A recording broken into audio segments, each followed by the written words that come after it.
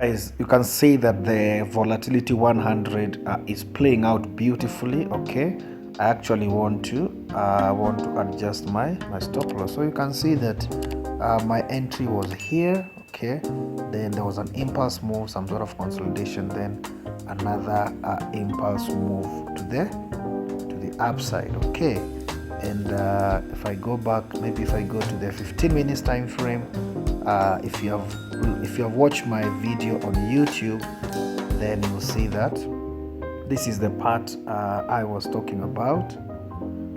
This is the part I was talking about. So you can see that there was some sort of descending channel that formed here, then there was a breakout and then retest, then I actually entered here. Then you can see after I entered, it went up. Okay, then formed another flag, then there was another breakout also, and then you can see that after there it's been really on an upward trend to the upside. So this is where we are at currently. We are at 369.